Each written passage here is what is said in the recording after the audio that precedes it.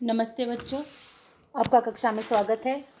आज हम हमारे पाठ्यपुस्तक से हार की जीत यह पाठ पढ़ेंगे। इस पाठ से आपको सीख मिलेगी, आप में पढ़ने लिखने की क्षमता का आपका विकास होगा, पाठ के प्रति रुचि जगेगी, भाषा को समृद्ध बनाएंगे और व्याकरण संबंधी आपको ज्ञान मिलेगा। पाठ को शुरू करने से पहले हम पाठ के लेखक का परिचय लेंगे। यह पाठ सुदर्शन जी ने लिखा है और इनका जन्म सन 1896 में सियालकोट यानी अभी वर्तमान में पाकिस्तान है में हुआ था। इन्होंने अनेक उपन्यास तथा कहानियाँ लिखी है। सुदर्शन जी हिंदी और उर्दू में लिखते थे। इनकी कहानियों में आदर्श तथा यथार्थ का चित्रण देखने को मिलता था। इनकी भाषा सरल, स्वाभाविक और मुहावरेदार थी। इनके उपन्यास में परिवर्तन, राजकुमार भगवती और इनकी प्रसिद्ध कहानियां हैं हेर फेर, एल्बम, न्याय मंत्री, सवाल, अठन्नी का। जैसे अभी एल्बम हम देखेंगे तो हमने ये पिछली क्लास में भी पढ़ा था, क्लास 6 में।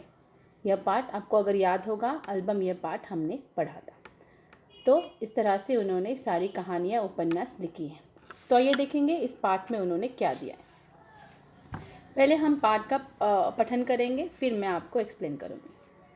माँ को अपने बेटे और किसान को अपने लहलाते खेत देखकर जो आनंद आता था, वही आनंद बाबा भारती को अपना घोड़ा देखकर आता था।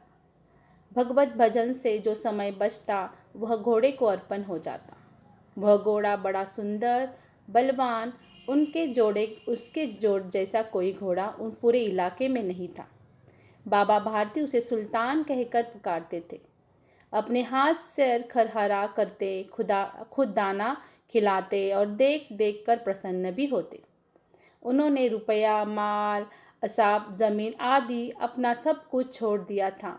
यहाँ तक कि उन्हें नगर के जीवन से भी घृणा थी। अब गांव से बाहर एक छोटे से मंदिर में रहते हैं और भगवान का भजन करते हैं। मैं सुल्तान के बिना नहीं रह सकूंगा।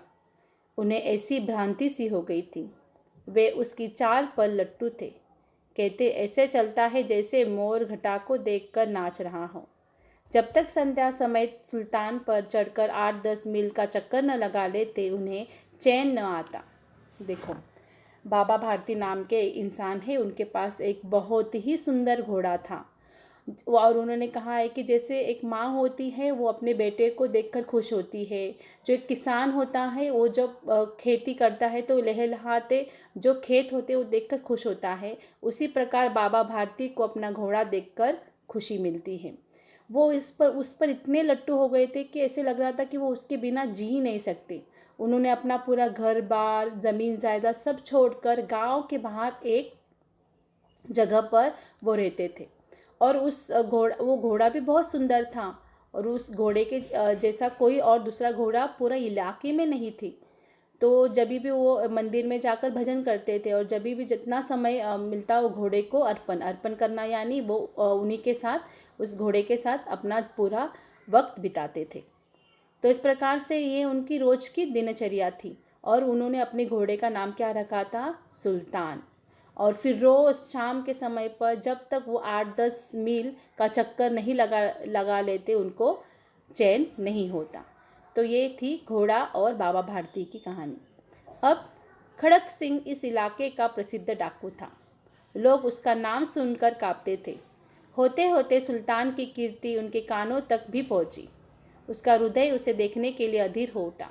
वो एक दिन दोपहर के समय बाबा भारती के पास पहुंचा और नमस्कार करके बैठ गया। बाबा भारती ने खड़क सिंह का हाल पूछा। उसके बाद यहाँ एक खड़क सिंह नाम का डाकू था। वो बहुत प्रसिद्ध था, बहुत खतरनाक डाकू था।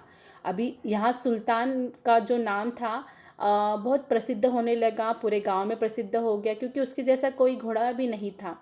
और फिर ऐसे करते करते उस सुल्तान का नाम उस खड़क सिंह डाकू के तक भी पहुंचा। अभी फिर खड़क सिंह डाकू है, तो डाकू तो क्या करता है, ऐसे माल जो अच्छा माल होता है वो लूटता रहता है।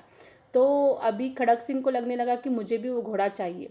तो ऐसे ही वो एक दिन दोपहर में खड़क सिंह बाबा भारती के पास जाकर बैठा और उसके नमस्कार किया। बाबा भारती ने भी खड़क सिंह का हाल पूछा।